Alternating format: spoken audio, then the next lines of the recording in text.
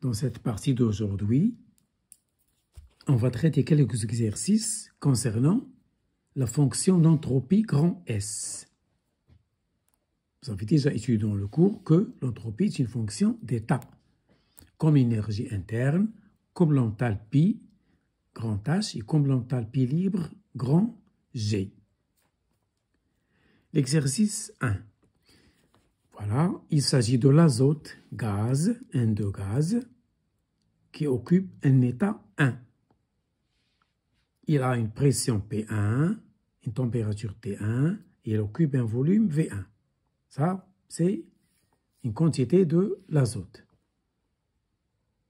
P1, 100 atmosphères, T1, 473 Kelvin, V1, 20 litres. Ça, c'est l'état 1 de ce gaz dit azote. Qu'est-ce qu'on veut? On souhaite calculer la variation d'entropie delta S pour passer de cet état à un état que j'ai appelé 3, occupant un certain volume V3, ayant une température T3 et une pression P2 qui est donnée égale 1 atmosphère. Donc, je veux passer de l'état où P1 égale 100 atmosphères par une transformation adiabatique irréversible. Je souligne le mot irréversible pour passer à cet état 3. Donc la question c'est ça, delta S. Déterminer la variation d'entropie pour cette transformation adiabatique et irréversible d'une quantité du diazote gaz de cet état où il est caractérisé par les variables P1 la pression, T1 température, V1 le volume, à cet état où on vous donne la pression P2 égale 1 atmosphère. Donc il s'agit d'une détente parce que on va passer de 100 atmosphères à 1 atmosphère. C'est une détente, diminution de la pression. Donc, où est la question? Déterminer la variation d'entropie S. Ça y est, une seule question. Mais je ne peux pas le calculer directement, ce delta S. Cette variation delta S, pour la calculer, il faut chercher, bien sûr, on vous donne ça dans l'énoncé, on vous guide. On va imaginer un ou des chemins réversibles pour aboutir à cet état. Parce que le passage direct, il est irréversible. Il est adiabatique, mais irréversible. Il est impossible de faire le calcul directement. Donc, on vous donne ça dans l'énoncé. On vous dit que cette quantité d'azote passe par une transformation intermédiaire. On vous donne ça dans l'énoncé, voilà, où la pression est constante. Donc, c'est une transformation isobare, c'est-à-dire à pression constante. C'est-à-dire P1 de l'état 1 est égal à la pression P2 de l'état 2. Je l'ai mentionné. Ce sont des données de l'exercice. Bien sûr, avec une température qui augmente. Donc, c'est un échauffement isobare, réversible. Donc l'étape intermédiaire numéro 1, c'est le passage de l'état 1 à l'état 2, où la variation d'entropie est delta S1. Cette transformation, c'est un échauffement, voilà, T augmente, échauffement à pression constante, ça veut dire isobare, la même pression, et réversible. Voilà, l'état 2. P2 est égal à P1 parce que c'est isobare, mais il y a une température T2 parce que la température a augmenté. La température est passée de T1 à T2. Et il y a une deuxième transformation, c'est une transformation réversible. Pourquoi j'ai fait ça? Pourquoi on vous donne ça? Parce que la première transformation, le passage de 1 à 3, est irréversible.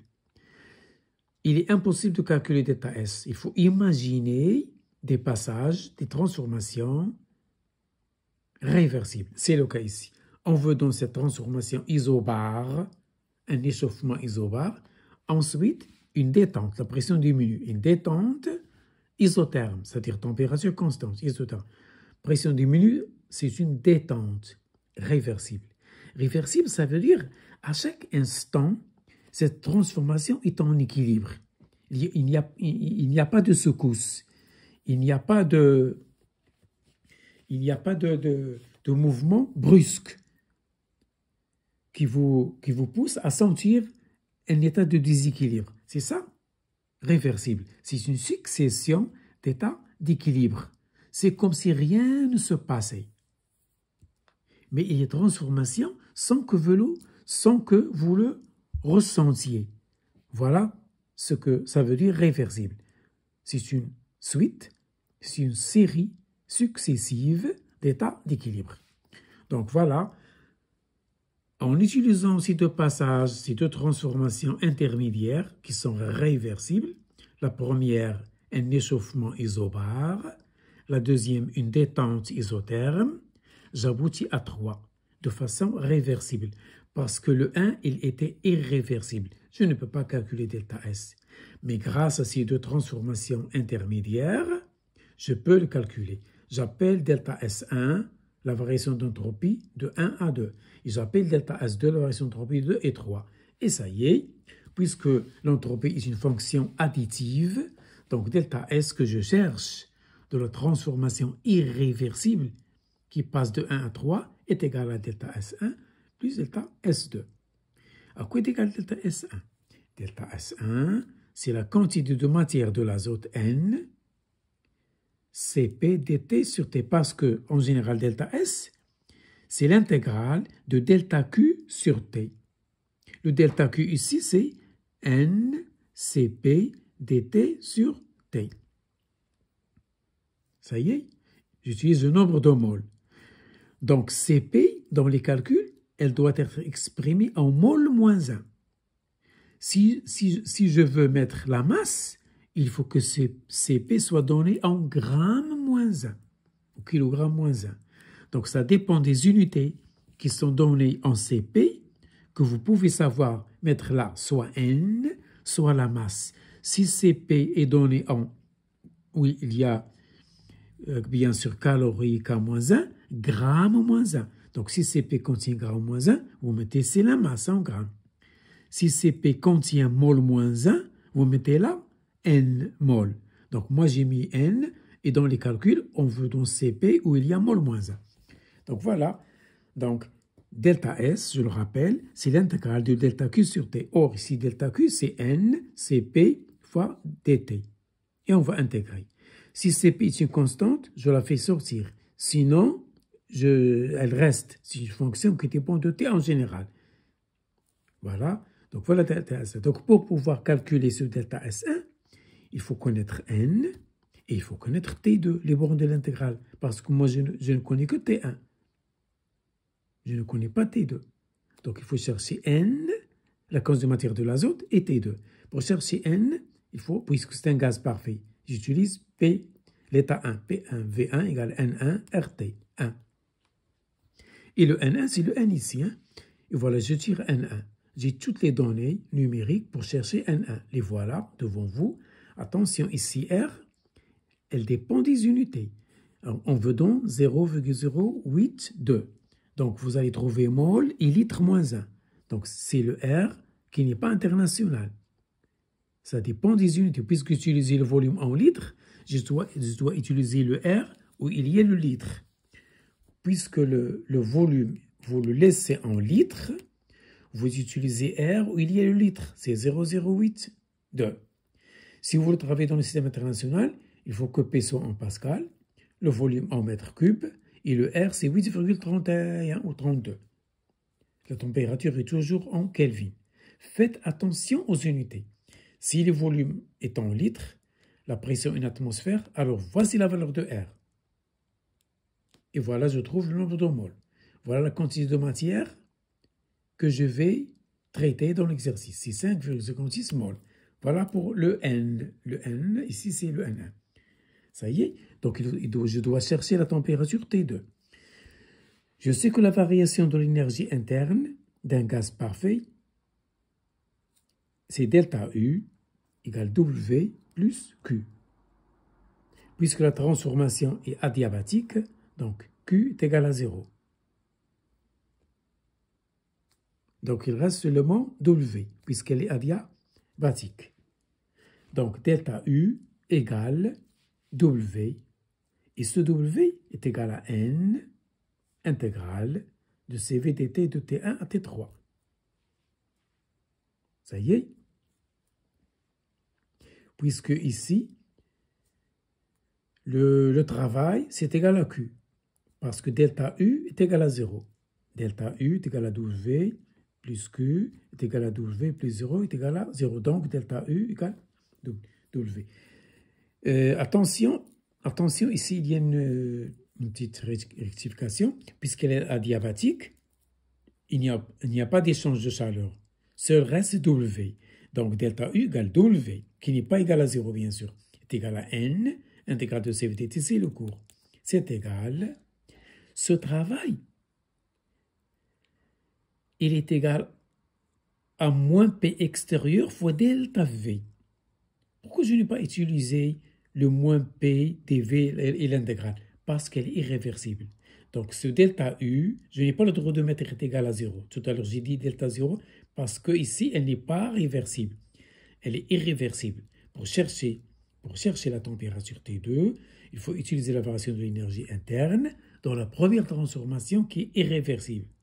Puisqu'elle est irréversible, je n'ai pas le droit de mettre delta U égal à 0, même si c'est un gaz parfait. Donc, c'est égal à ceci. Et pour la transformation irréversible, voici le travail. C'est moins P extérieur, ici P extérieur, c'est l'état 3, fois la variation du volume V3 moins V1. Faites attention à ça, je l'ai souligné. Puisqu'elle est irréversible, le travail est égal à ceci. Ça y est, c'est dans le cours. Et voilà, c'est 1 CV T3 moins T1. C'est égal à moins P3. Le V3, c'est ça. Et le V1, c'est ça. Utiliser l'équation d'état d'un gaz parfait. Ça y est, le gaz, il est parfait, bien sûr. Mais la transformation, elle est irréversible. Ça, c'est le volume V3. Ça, c'est le volume V1. Ça y est, donc, 1 CV T3 est égal à ceci. Je factorise, ça y est, je fais les calculs, et je tire T3, qui est égal à T2, parce que c'est isotherme. Et voilà mon T2 que je cherche. Il est égal à ceci.